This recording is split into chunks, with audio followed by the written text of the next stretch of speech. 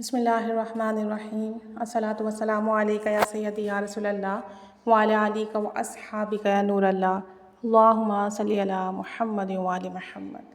اللہ تعالیٰ سب پر رحمت کرم فضل کی نگاہ فرمائے۔ درود پاک استغفار جب ہم ورد کرتے ہیں اور اس وقت اگر ہمارے دل میں تڑپ ہو، کوئی حاجت ہو، کوئی پریشانی ہو، کوئی دعا ہو جو ہمیں بار بار کلک کر رہی ہو کہ ہمیں یہ چاہیے، اور پھر ہم تڑپ کر پڑھتے ہوں تو ہمیں رزلٹس فوراً ملتے ہیں، کیونکہ ہماری نیتیں، ہمارا خلوص، ہمارے پڑھنے کا انداز دیکھا جاتا ہے۔ جس بارگاہ میں درود پاک بھیج رہے ہیں وہاں سب نوٹ کیا جاتا ہے۔ ایک خاتون کہتی ہیں کہ میری دل ایک آرزو تھی جسے میں چاہتی تھی کہ اللہ کریم مجھے اپنے در سے عطا کرے۔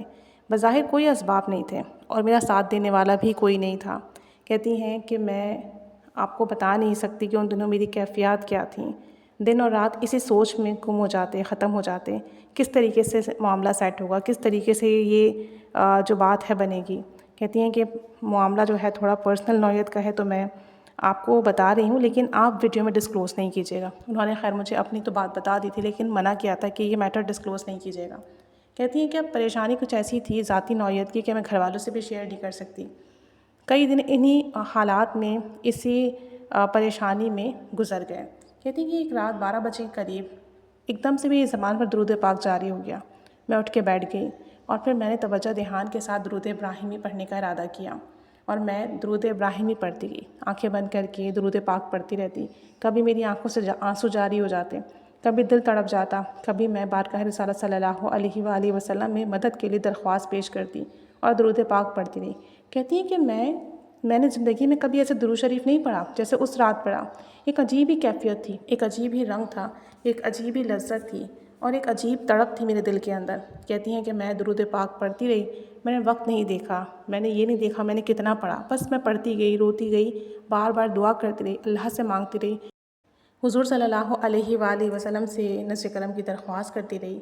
کہتی ہیں کہ پڑھتے پڑھتے جب میرے دل کو تھوڑا سا سکون میسر آیا اور ایسا لگا جیسے میری دعا قبول ہو گئی ہے، اور جب میں نے وقت دیکھا تو آلموسٹ صبح ہو گئی تھی۔ تو کہتی ہیں کہ میں نے اس دوران نہ جانے کتنی بار درود پاک پڑھ لیا۔ پھر بہرحال میں نے دعا کی اور میں بہت ہلکا پھلکا محسوس کر رہی تھی اور ایک اندر خوشی کا عالم تھا، دل کے اندر ایک خوشی کی کیفیت تھی، جیسے کہ جو بات میں چاہ رہی ہوں، جو چیز میں مانگ رہی ہوں وہ مجھے مل گئی ہے۔ کہتی ہیں اس کے بعد میں سو گئی۔ اچھا، درود پاک پڑھنے کے بعد میں نے اپنے گناہوں کی خاص کر توبہ کی کہ اللہ مجھے معاف کر دے، میرے گناہوں کو معاف کر دے، جن گناہوں کے سبب یہ رکاوٹیں بن رہی ہیں ان گناہوں کو درگزر فرما۔ کہتی ہیں پھر میں سو گئی۔ کہتی ہیں واقعی اللہ تعالیٰ نے مجھے وہ سب کچھ عطا کر دیا جس کی میں نے خواہش کی تھی۔ صبح جس وقت میں اٹھی تو مجھے خوشخبری ملی کہ جس پریشانی فکر میں تھی وہ ختم ہو گئی، جو کام میں اپنے لیے چاہ رہی تھی، جو حاجات میری تھی وہ قبول ہوئی اور من و ان قبول ہوئی، یعنی جس طریقے سے میں چاہ رہی تھی اللہ کریم نے مجھے ویسے ہی عطا فرمایا۔ کہتی ہیں کچھ لمحوں کے لیے تو میں بالکل حیران رہ گئی، میری حیرانگی کی کوئی انتہا نہ رہی کہ جس طرح سے سوچا تھا، جیسے چاہا تھا، سب کچھ ویسے ہی ہو گیا، بغیر کسی سپورٹ کیے، بغیر کسی سے ذکر کیے، بغیر کسی سے بات کیے اللہ کریم نے وہ سب کچھ مجھے عطا کر دیا۔